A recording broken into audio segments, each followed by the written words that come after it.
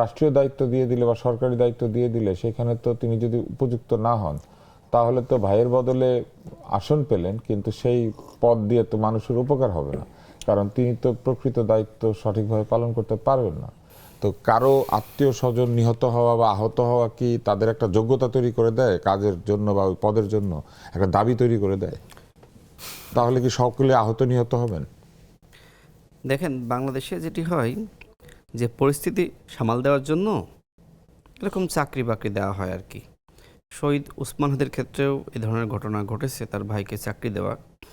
যদিও তাকে কয়েক কোটি টাকা ক্ষতিপূরণ কিংবা ধরেন বাড়ি আমি গাড়ি এটি যে কোনো সমালোচনা কিছু দেওয়া করছি না, যেত, কিন্তু কিন্তু এই পদ ধরনের কেন? ঘটনা ঘটেছে মূলত ওই সময়কার বাস্তবতায় পরিস্থিতিকে সামাল দেওয়ার জন্য। এর আগেও এ ধরনের অসংখ্য ঘটনা ঘটেছে, যেটা শেখ হাসিনা রেজিমের সময় আমরা দেখেছি। কিন্তু ডক্টর মোহাম্মদ ইউনূস তো আসলে সংস্কারের জন্য এসেছিল। যে প্রথা বাংলাদেশে ছিল, সেই প্রথার বিরুদ্ধে তিনি একটা নতুন কিছু দাঁড় করাবেন, সেই লক্ষ্যে। আমাদের মেজর আক্তার ভাই যেটি বলছিলেন যে সে তো 5 বছরের জন্য ক্ষমতায় এসে 2 বছরও টিকতে পারল না। দেখেন, আমরা যতটুকু শুনেছি যে সেই 1/11 সময় তাকে নাকি বলা হয়েছিল যে আপনি তত্ত্বাবধায়ক সরকারের প্রধান হন। তিনি জিজ্ঞেস করেছিলেন কয় মাস, তাকে বলা হয়েছিল 3 মাস। তিনি বলেছিলেন না, 3 মাসের জন্য আমি আসবো না। এইবারও নাকি একই ধরনের প্রশ্ন তিনি করেছিলেন যে কয় মাস, তাকে বলা হয়েছিল আনলিমিটেড। এখন এই যে এই কথাগুলো শোনা যায়, সুতরাং ডক্টর মোহাম্মদ ইউনূসের উচিত হবে এই বিষয়গুলো নিয়ে খোলাসা বক্তব্য জাতির সামনে হাজির করা। আসিফ মাহমুদ তাকে পছন্দ করে সেখানে তিনি পছন্দ করল, তিনি বসলেন। ওই সময় তার দায়িত্ব ছিল জাতির সাথে আলোচনা করা যে ছাত্ররা আমাকে এখানে দায়িত্ব অর্পণ করতে চায়, আমি আসলে কি করব। দেখেন, তিনি দায়িত্ব নেওয়ার পরে যে কাজটা করলেন সেটি হলো ছাত্রদেরকে এক প্রকার তোষামেদি করেছেন, মাথায় তুলেছেন। এই ছাত্রদের সম্ভাবনা ছিল ক্ষমতায় যেতে না পারলে অন্তত বাংলাদেশের প্রধান বিরোধী দল হওয়া, তাই না? নেপালে যেটি হয়েছে।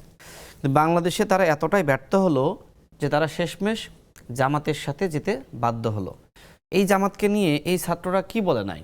জামাতকে বলেছিল যে জামাত আসলে স্বাধীনতা বিরোধী, সার্বভৌমত্ব বিরোধী, মানচিত্র বিরোধী, তাই না? তাদের নাসিরউদ্দিন পাটোয়ারি, যিনি এনসিপির মুখপাত্র, এখন হয়েছে জামাতের মুখপাত্র। আচ্ছা, তারপরে দেখেন যে নাহিদ ইসলাম বলল যে জামাতের নেতৃত্বকে দেশের জনগণ গ্রহণ করবে না। আল্লাহর কি খেলা দেখেন, সেই নাহিদ ইসলামকেই জামাতের নেতৃত্বকে গ্রহণ করতে হয়েছে। আক্তার ভাই, মেসেজটা কি ক্লিয়ার? মানে উপরওয়ালার খেলাটা দেখেন। নাহিদ ইসলাম যে জামাতকে বর্জন করলো, বয়কট করলো, সেই জামাতকেই পরবর্তীতে তাকে গ্রহণ করতে হয়েছে। কারণ বিএনপি এনসিপিকে 4টি আসনের বেশি দিতে রাজি হয়নি, এবং এটার স্বয়ং সাক্ষী আমি নিজে। দেখেন, আসিফ মাহমুদ এবং মাহফুজ আলম তারা পদত্যাগ করার ঠিক আগের দিন রাতে বিএনপির সংগ্রামী মহাসচিব ছিলেন এবং সামনে মহামান্য রাষ্ট্রপতি হতে যাচ্ছেন মির্জা ফখরুল ইসলাম আলমগীর সাহেবের বাসায় গিয়েছিল। এমনকি বর্তমান স্বরাষ্ট্রমন্ত্রী তার বাসায় গিয়েছিল। তারা ধানের শীষ প্রতীকে ইলেকশন করতে চেয়েছিল। এখন অনেক সংস্কার আর অনেক কথাবার্তা তারা বলে। মূলত আমার কাছে যেটি মনে হয় যে এনসিপি আসলে এই মুহূর্তে এমন একটা অবস্থা সৃষ্টি হয়েছে, জামাত যদি এনসিপিকে ন্যূনতম আশ্রয় প্রশ্রয় না দেয়, আগামী 2-5 বছরে আসলে এনসিপি নামক কোনো দল থাকবে না। এখন জামাত তাদের স্বার্থে আসলে এনসিপিকে টিকিয়ে রেখেছে। দেখেন, এই যে নাসিরউদ্দিন পাটোয়ারি, সে তো এমপিও না, মন্ত্রীও না, তাই না? আজকে দেখলাম যে অনেক জামাতের এমপিরা তার পিছনে দাঁড়িয়ে আছে। এর কারণটা কি? কারণ এই নাসিরউদ্দিন পাটোয়ারির মাধ্যমে বিএনপিকে এমনভাবে বেশিং করা যাচ্ছে যেটা আসলে অন্য কারোর মাধ্যমে সম্ভবপর নয়। আমি আর একটা জিনিস দেখে খুব অবাক হয়েছি। কর্নেল অলি আহমেদকে রাষ্ট্রপতি প্রার্থী হিসেবে জামাত ঘোষণা করেছে। দেখেন, এই জামাত কয়েকদিন আগে বলল যে আমরা কোনো রাষ্ট্রপতি প্রার্থী দিব না। এরপর হঠাৎ করে তারা বলল যে না, আমরা প্রার্থী দিচ্ছি, আমরা গণতান্ত্রিক সৌন্দর্য বৃদ্ধিকরণের লক্ষ্যে আমরা আসলে এই প্রার্থী দিতে চাই। আচ্ছা, জুলাই জাতীয় সনদের ক্ষেত্রে আপনার নিশ্চয়ই খেয়াল আছে, জামাতের সেক্রেটারি জেনারেল দলের পক্ষ থেকে বলল যে পিআর ছাড়া জুলাই জাতীয় সনদে স্বাক্ষর করব না। তার মানে কি? এরপরে তারা সকালবেলা গিয়ে সবার আগে গিয়ে বসে থাকলো এবং তারা পিআর ছাড়াই জুলাই জাতীয় সনদে স্বাক্ষর করলো। তো জামাতের এরকম অসংখ্য দ্বিচারিতা আছে। এখন এনসিপি এবং জামাতের মোটামুটি মিল হয়েছে, কারণ উভয় দলই এই মুহূর্তে আসলে নতুন বন্দোবস্তের কথা বলে দ্বিচারিতার রাজনীতি করছে। যদিও অনেকে বলে থাকে যে এনসিপি নতুন বন্দোবস্তের কথা বলে আসলে ওই জামাতের যে ভণ্ডবস্তের রাজনীতি, সেই ভণ্ডবস্তের রাজনীতি তারা করছে। জামাত যে টাইপের শরিয়া আইন কায়েম করবে, এরপরে তারা বলে শরিয়া আইন তো আমরা কোথাও বলি নাই কায়েম করব, বিদেশিদের সাথে বৈঠক করে এই কথা বলে নাই।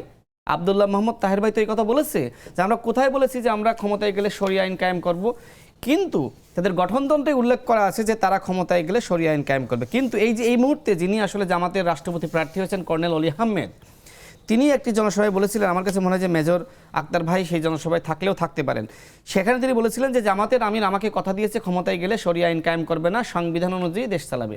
আচ্ছা, আপনারা যারা বললেন যে সংবিধান অনুযায়ী দেশ চালাবেন, সেই সংবিধানকে আপনারা মানতেছেন? আপনারা বলতেছেন এই সংবিধানকে ছুঁড়ে ফেলো। এখন আসলে জামাতের আসলে ঠিক ঠিকানা আমি বুঝতেছি না, তারা আসলে কি চায়। দেখেন, জামাতের রাজনীতি পরিশুদ্ধ হওয়া দরকার। আমরা মনে করি আওয়ামী লীগের যদি পতন হয়েছে, বাংলাদেশের যে গণতান্ত্রিক ধারাবাহিকতা সেটি রক্ষা করার জন্য অবশ্যই বাংলাদেশে অপোজিশনের প্রয়োজন আসে। কিন্তু এই অপোজিশন যদি আসলে ইসলাম নিয়ে জাতির সাথে মুনাফিকি করে, এই অপোজিশন যদি আসলে মিথ্যাচার করে, এই অপোজিশন যদি যে এনসিপি তাদের সম্পর্কে এত কথাবার্তা বলল, সেই কথাগুলোর কোনো জবাব কি আছে? তার মানে কি এনসিপি জামাত সম্পর্কে যে কথাগুলো বলেছিল, যেহেতু পরবর্তীতে তাদেরকে জামাত গ্রহণ করেছে জোটে, তার মানে কি এনসিপি তো সত্যই বলেছিল। যতক্ষণ না পর্যন্ত জামাত এই বিষয়গুলো নিয়ে নিজেদের অবস্থান পরিষ্কার করতে পারবে, আমার কাছে মনে হয় জামাত তো এখন চাচ্ছে যে ক্ষমতায় যাওয়ার জন্য, এবার প্রধান বিরোধী দল হয়েছে, আমার কাছে মনে হয় এই অবস্থান ক্লিয়ার করতে না পারলে জামাত কখনোই বাংলাদেশে ক্ষমতায় যেতে পারবে না।